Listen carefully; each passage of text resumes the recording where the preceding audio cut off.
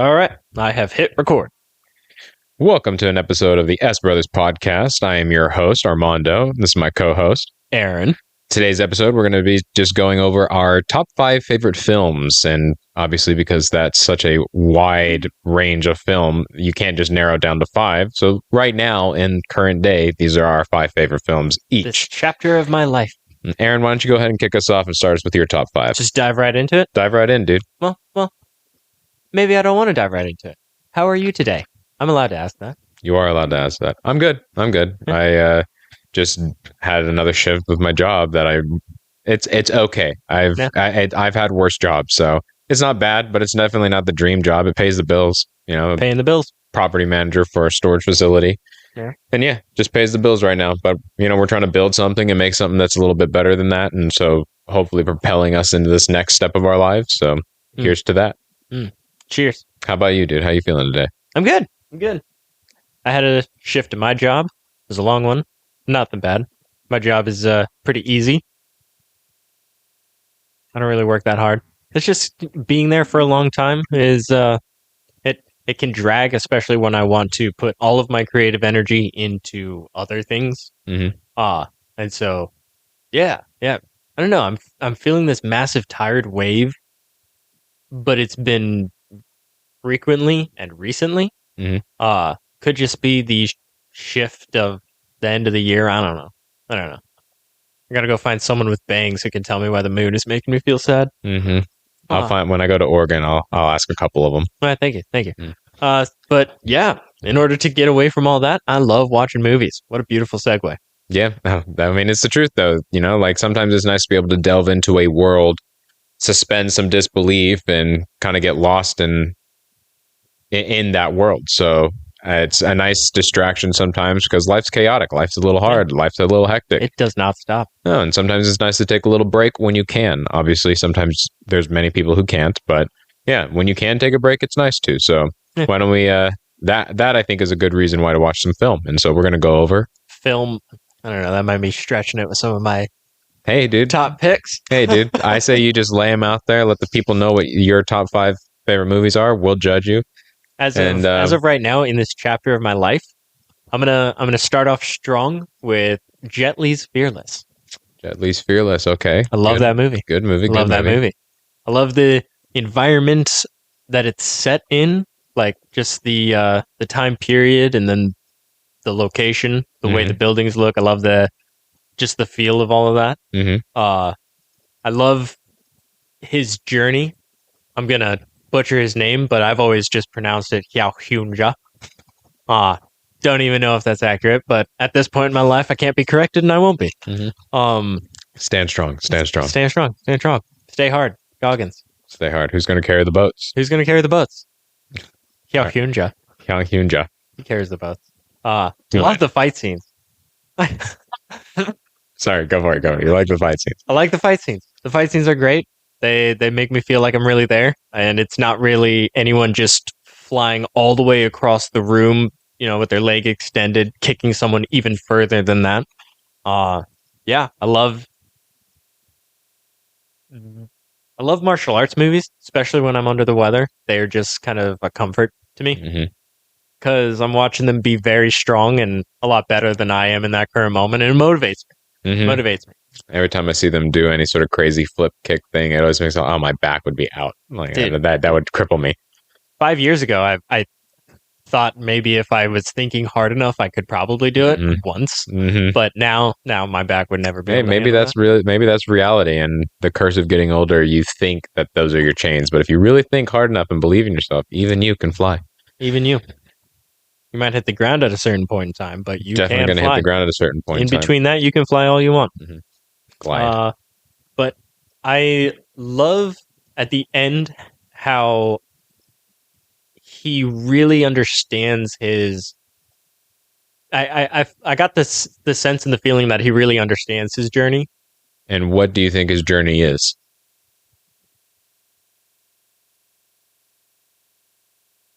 Because who is this character? Who is Hyang Hyun-jin, or however you say his name? Go watch the movie. How's Jet Li, dude? This isn't. I'm not reviewing anything. I'm just talking about my favorite movie. Well, I'm not asking you to review it. I wanted to just know, like, what do you think his journey is? Like, journey is like his one of just life forgiveness. journey, or His journey is one of forgiveness. okay, Yeah, because he like, what does was he forgive? himself.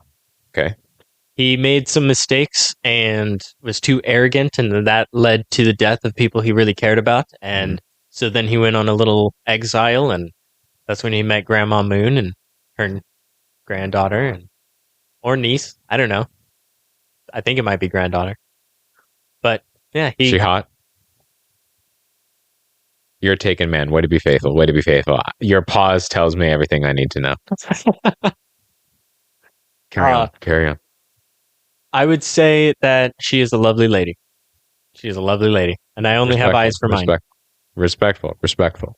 But yeah, it's just there's great music, there's great choreography, great dialogue, makes me laugh, makes me cry. I love it. Love that movie. Coming up after that, it's Ponyo. Love that movie. I love the soundtrack. I think it's perfect. I think it's super cute. All the animation style of that, super cute. It feels like a movie that hugs you. Like there are some scenes, because it's on a little coastal town. There's some scenes where it's rainy and the mom makes her kid and Ponyo this wonderful little warm milk and cinnamon and honey drink. And I've made that before, and it is just so comforting. I love it. Yeah. Kind of reminds me in certain times just the joy and innocence of being a child. Okay. So I like that movie. Very fun. Very fun. All right. After that, we're going to take a sharp right turn and go straight to The Northman. I love that movie. Just for the Vikingness overall. I don't believe that's a word, but I'm going to use it. I'll take it. Proficiently in this review. I'll take it. But yeah, I love his journey. Again, this one is more of revenge, and it just has such a beautiful conclusion. Okay. The spoiler alerts, the end fight scene in the volcano is just magnificent. The way it looks, the journey of him, where he started to then walking up that volcano. Oh, beautiful. Beautiful stuff. Yeah, because I've also seen that movie. It's also, I really like how it's a story that's complex also, because it's, it starts out kind of on this high of victory and just constantly conquering and enjoying the spoils of those. And then the dad's trying to like raise his son, and like you really get a sense of and doing like Viking acid. Yeah, just Viking acid in a cave, and like they just have a really good arc that goes from there, and then it gets basically all goes to hell, and the son ends up going off into exile, right? Am I remembering that wrong? Yeah. Well, kind of. He gets kicked out of the village, yes? Well, he escapes. Oh, okay, gotcha. Oh, dude, don't even. It's been too long. It has been. You need to watch it. You need to watch it. I'm gonna have to. It's amazing. I own it. So I don't know what happens in that movie actually. Then yeah, I know there's a fight scene in a volcano at the end that's really badass. My God, it's such a beautiful movie. Anna Taylor-Joy, super hot. Yeah, carry on. An angel, just another angel. But yeah, I love the setting, the location. It's all just beautiful green, beautiful mountains. Yeah. Everything I don't have right now. Yeah, really good cinematography. I wonder where they filmed that. I'm sure you could Google it. I'm going to because I want to know. Okay. You can carry on. I'll interrupt you when I find the answer. Feel free. But yeah, I've always been in touch with more of my nature side. I love being out in the wilderness of the Pacific Northwest. That was where I was born and raised, and it always just was comforting. It was always just embracing. And so when I watched that beautiful, beautiful movie by Robert Eggers, I just kind of feel like I'm back in the forest. Okay, I get that. Yeah, they do a really good job of kind of like being more of a primal man. Like, yeah, that's kind of what you gather from that. And most of it was filmed in Northern Ireland. Northern Ireland. That's a beautiful place. Yeah. Isn't Anya Irish? I don't know. I have no idea, dude. I don't know. I think she might be. Maybe. Are you gonna Google it really quick? No, that could have been something you Googled and found out. Well, I didn't know it was filmed in Northern Ireland. You need your cast list up, dude. How are we going to educate the ignorant listeners on these great works of art if you don't have these extremely detailed on these ignorant listeners? Jesus. She's from Miami, Florida. Her dad is Scottish. Okay. And her mother is Spanish. Oh, interesting. She does not look Spanish in any way, shape, or form. Her Wikipedia of her parents sounds like something made up to cover up something. So, what do you mean? Read that. Anya was born in Miami, the youngest of 6 children. Her father is Scottish, who was born in South America, and her mother is Spanish-English, who was born in Zambia in Africa, to an English diplomat father and a Spanish mother from Barcelona. Weird. Mm-hmm. Yeah, it's just an interesting, like, who the hell is a Spanish-English person born in Zambia, Africa? Anya's mom. Interesting. I'm going to put it out there for everybody to just come to your own conclusion, but she might not be real. She might not be real. She might be AI, dude. That would explain a couple of movies. Yeah, that would actually. All right, carry on, dude. Okay. I've asked all my questions of the Northman now. Perfect. So you asked me for 5, and I spent the whole day trying to come up with 5, and I seem to have. Well, I mean, I can talk about number 4. I was going to say you didn't even mention one that I know is on there. Well, that one I'm saving for like number 1 because it's the top. Oh, okay, so what has your order been in this list so far, from like least to greatest? So I would say from 5 to 1. I haven't really put it in category, but if I had to, number 5 would be like Ponyo. Number 4 would be Fearless. Okay. Number 3 would be The Dark Knight. Oh, okay, gotcha. Dark Knight. All right, that's the one with Heath Ledger's Joker, right? Yeah. I can watch that one a million times. Yeah. Very, very good movie. One of those ones that just makes you again thank you, Christopher Nolan. I recently saw it in theaters due to Batman's anniversary, and it was magnificent. That was really, really sick. I like that a lot, actually. That was fun. Saw it in theaters when it first came out. Saw it in theaters this year. A nice reunion. Very different states. Watched these in 2 very different states. Yeah, well, one was a child in fantasy, and the other one was an adult analyzing. And so, because when you really like, I don't know, I just think Heath Ledger's Joker, a lot of people put Jack Nicholson on there. It's not like I grew up necessarily on Jack Nicholson as a Joker figure, not with such an iconic idea behind it, I guess. So it wasn't. Well, I feel like that kind of plays into our preconceived notion of what Joker is and like what a psychotic villain is, because back in the 70s their version of a crazy man was like that. You're talking about like the Adam West version. I don't know who the actor that played the Joker in that one was, but that's and then the 80s when you had Jack Nicholson, their idea of the crazy man was like that. Well, and I would also actually, in defense, it's not like I just hate the Jack Nicholson Joker or anything like that. It's a very good Joker in a specific style, because there are many scenes where they blend a good darkness to like the like weird crazy man of the but it was also 50s or whatever. It was also in the time before the Matrix, and so the fight scenes were just garbage. Yes, they were. Yeah.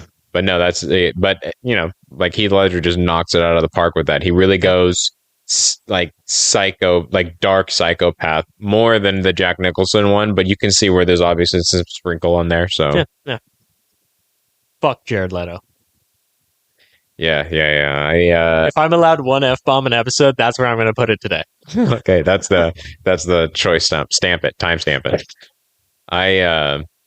He was not the good Joker, and I part of me wanted to think that it was the makeup part, but even when they did the what was it, the dream sequence? Yeah. Like he still wasn't what I would have wanted him to be. No. He didn't have any of the bling or anything, and he could have just been like a good Joker, and he just seemed so like, I don't know, like barely on the cusp of doing too much acid and not. And like I don't know, it was just a weird vibe. I wasn't digging on it for the Joker. I know exactly what you mean. Yeah. So yes. But I like Jared Leto, dude. So Dude, shout out to Hans Zimmerman. shout out to Hans Zimmerman. All right, Zimmerman, whatever it is. isn't it? No, Hans Zimmer's. I don't know. Dude. Hans. I know it's Hans. Hans Zimmer. No, it's Yeah. Hans. Yeah, and also honestly, like as a Batman, Christian Bale was very good. Christian Bale was very good. I like him. Very a lot. good Batman. Yeah. He really understood that and Robert Pattinson's fantastic. I really am excited to see the direction that he takes it, because I feel like in order for someone to really nail the role, they need a couple of movies. Mm-hmm. Ben Affleck, god damn, he couldn't do it at all. No. And some people also disagree with that. Like some people think he was a very good Batman. No, I don't know many, but some. And But the thing is the actor is playing Batman, Mhm. whose secret identity is Bruce Wayne. yes. And so there was never really a separation. You don't way- feel that. No. No, it was the same character with or without the cowl. Yeah, that's kind of how that was. Because even in what was it, Batman Beyond or whatever, when he's an old man and he was like, yeah, no, in my Yeah. head he called me Bruce. Like, when did you know that wasn't real? It's like, well, because he called me Bruce or whatever, and he's like, that's not what I call myself in my head. Yeah. And they're like, of course you don't, you psychopath. Well, yeah, no. Yeah. I 100% agree. Yeah. 100% agree. So yeah, no, I think that they like again, and then also putting on that like actually no, because one of my top 5 is actually the new Batman movie, and I'll explain my point of view on that as also when we get there. But go ahead. Yeah. That's really all I got about it. So you're stopping at the 4? Oh no, I've got number 5. Oh, okay. Well, technically number 1 now on this list. Okay, hit me which with number is 1, dude. Star Wars Episode 3: Revenge of the Sith. I knew it. I knew it. Oh my god. I love it. I love everything about it. I love Mhm. the victory that the Sith are able to achieve. I love the falling of the Jedi. I love all of it. I love the dueling. The lightsaber combat is phenomenal. How crisp the goddamn clones look. Mhm. Oh, all of it. You see so many clones. I love the redesign for the Phase 2. It's so beautiful. So beautiful. John Williams' score, the meaning of it all, the rise of the Empire, all of it. All of it. Hands down. Yeah, Favorite movie. the music to that is incredible. I also agree with that. And even visually speaking, it's so good even still. Like Yeah. they did such a good job with its digital editing. And so I'm a big fan of that. And also again, you get that crux of just these characters finally coming to a culmination with Obi-Wan fighting Anakin. The shattering of a brotherhood. Mm-hmm. Now, the problem with that movie is though that because we've gone through the book book makes the movie seem like you were cheated. Oh my god. It's insane. Mm-hmm. The book is a million times better. Mm-hmm. Yeah, everything is so detailed. Just going through it in my head now. Yeah, no, they just do such a good job. Like that whole, again, like we were talking about earlier, the scene where the Palpatine fights off against Mace Windu and the other Jedi, that first takedown, it's just so good. Perfect. Like it you see how powerful Sidious the way it's is. described, Mhm. how quickly he's moving. Yeah, and is like he's capable of reading thoughts, and he can, and like he's so much more powerful than you really ever get to see him be in the movie. And you never get a taste of Mace Windu's Shatterpoint ability in the movies you don't. in any way, shape, or form. They don't do a good job with that at all. No. Do you feel like Clone Wars did a good job? Like the animated series did a good job of actually like the Clone Wars displaying animated, some of that? It's a phenomenal show. Mm. It is a perfect show. I hats off to Dave Filoni. He is the one we trust. Oh my god. Dave The Bad Filoni, Batch. man. The Bad Batch. Yeah, that was also good. There were problems I had with the Obi-Wan TV show. Yeah. But that was only just because anytime Ewan McGregor wasn't on, I just didn't give a shit. Mm-hmm. I only wanted to see Obi-Wan. Yeah. I only wanted to see Obi-Wan fight Darth Vader. That's really all that I cared about. So, the first time you see Vader mm-hmm. step down on that planet and he's just walking down, I guess, the only alley in town. Mm-hmm. Always on the only alley in town.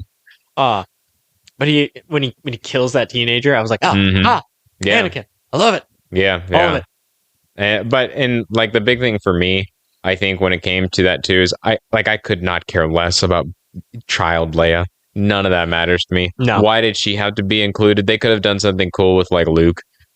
Not I really. personally think, and so like that's Well, but you a know lot. I I get- believe I that get they're setting up though the fact that Obi-Wan and Leia have had past relationship like this, they're so that also way setting up how Luke was the most out of touch little ignorant farm boy that there ever could be. oh yeah, They they made him that way though. Yes, they went to great lengths to make sure that he wasn't bothered ever. Yep. That show ended very beautifully, but I overall, agree. it just made me want to rewatch episode 3, which I ended up doing, and it's the best. I like the Darth Vader scene because that's the only problem. I feel like we've never gotten enough Darth Vader No. scenes. Even with the Obi-Wan show, which they did, in my opinion, a pretty decent job with some of that. Like some of those Darth Vader scenes were very good. When he rips that ship out of the sky and tears it apart, So good. they do a really good job at making. Well, Hayden Christensen does a really good job at really moving like he's angry, Yes. he's a young Darth Vader. Like that kind of betrayal of being like, where he's, oh no, I'm in physical pain, because that's what when you go through some of the books, you also get to realize that constantly he's in excruciating physical pain because his suit doesn't fit right. It's too big and bulky. And the fact that he's able to use the Force that powerfully in the first place is such a cool, Detail. you just Sidious made it susceptible to electricity on purpose. you get that vibe because honestly, like he's being able to still use the Force so crazy good with having no hand.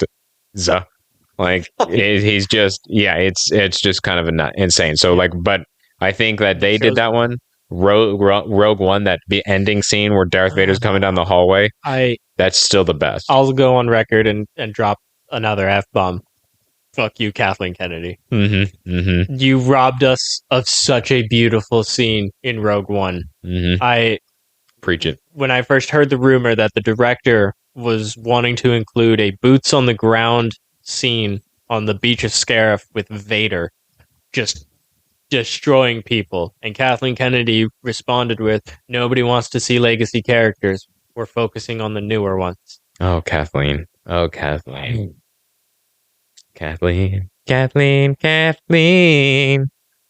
As a Star Wars fan, I've gone through so many ups and downs. So many ups and downs. I know, dude. I know. Poor Star Wars fans. Hurts my feelings a lot. But all that did do was just really give us one badass hallway scene. So thank you, Kathleen Kennedy. Anyway, so carry on about your Star Wars Episode 3. Perfect film. The music, Duel of the Fates, one of the greatest songs I've ever heard. It is. One of the greatest songs I've ever heard. The feeling of Order 66 happening, it still gives me chills. Very, very good. I like that a lot. Love it. In the movie, I like how it's portrayed as the intense eruption of just the world as they know it. With Sorry, I can still hear that. Okay, well, edit it out. Jesus, agent. Edit it out. 10 minutes, and then the 24th minute. You don't have to edit all that out, man. Let the audience know. I cracked my knuckles. But basically, the eruption of everything that they know, with Sidious fighting Yoda as just the physical representation of the Sith battling the Jedi for the galaxy. But Yoda is a failed Jedi at that point, so he was never going to win. You don't really get that sense so much in the movies. Like they gloss over it. The book is so much better. Oh, you really, everybody that you need to go through, whether it's audiobook or not. I mean, you're already listening to a podcast. What's an audiobook? Just listen to the Star Wars novel. You're right. Super good. And then after Episode 3, go through the Path of Destruction. The trilogy of Darth Bane is magnificent. It is violent. It is glorious, and you get just the best story of a Sith besides the tale of Darth Revan. and it's not just like there's a good balance. It's not just like an overtly violent book necessarily, but it's done where you see the brutality of the dark side of the Force in the battles that Bane is involved in. And also you get to see some Sith sorcery, which they don't cover that at all in any of the movies. And they barely touch on. Well, kind of. They hint to the fact that they can keep people alive for a while. Well, the Night Sisters are witches and sorceresses, but I don't know if they're like of Sith. But they go on the Force, though, technically. So, well, yeah, the Force is in everything, and yeah, you know, whether they call it magic or whatever. Yeah, so I don't think they'd be necessarily Sith, but that's what I'm saying. But in the book, it's like specifically Sith sorcery. So I don't think we've really seen that yet. That's true. This might be the only time we actually get to see it. Well, because I don't know. I haven't gone through any of the other ones. I'd have to remember that the scene specifically from the third book with Palpatine. But yeah, like the Sith sorcery from one of Bane's apprentices is just so good. And beautiful. Yeah, very, very good. I highly recommend it also. Yeah. All right, dude. That's what I got about my 5 favorite movies as of this current chapter of my life. All right, I'll give you my little floss over of how I feel about your choices. Okay. Ponyo, I've only seen part of it. What? So I have no idea about any of the settings. Oh, dude, it's an amazing or feeling like I'm watching a hug. The English, the dubbed version. Yeah. Liam Neeson is in it. Oh wow. So then the second movie, Fearless, the one where I very much so enjoy that movie as well. I think that the choreography is fantastic, and it's not necessarily just a full out brawl kind of movie. There's moments where it's a lot more about like seeing the depth of the character, which I like a lot. It's a good story of revenge and redemption. I also am a very big fan of Star Wars Episode 3, Revenge of the Sith. I pretty much agree with everything that you said about that. I also very like The Dark Knight's an incredible movie. I can watch that all the time. That's a fantastic movie. And also The Northman I need to see again, as we realized. Yes, you do. Jesus Christ. Yeah. God, I love that movie. I will. Yeah. All right, so I guess I'll go through my top 5 now. Well, should we save it for the next episode? Sure. We can do that. Okay. Yeah, let's save it. Never mind. That's a tease. That was a tease. I showed thigh. Dude, you showed ankle and thigh. I showed ankle and thigh right there. Jesus. Yeah, I'm going to go over my top 5. Because we're getting close to 30 minutes, and so that's a pretty good, chunk of time. Yeah. All right. Well, then... now, especially since I've got to edit out some stuff, so that's true. We need to see how easy that is. So, all right. Well, until next time, folks. Until next time. Thank you for listening. Yeah, thank you. Gotta say. This is the very first episode of the S Bros podcast. Let us know what you think, how we did, I guess. We'll see you next time. Maybe we won't see you because this is me speaking into a microphone. Yeah, and the eventual attempt is to get this to be like more of a movie review podcast as well. Yeah. And so, eventually we'll go if you have any suggestions for a movie you'd like to hear reviewed, drop it in the comments. You can. You absolutely can. Will we watch that first? Probably not. But if it's a good movie, then yes. If we agree with you, we will do it. Yeah. But if we don't, we won't. If we don't, we won't. All right. Easy as that. Bye, everybody. Later. Happy New Year. Happy New Year.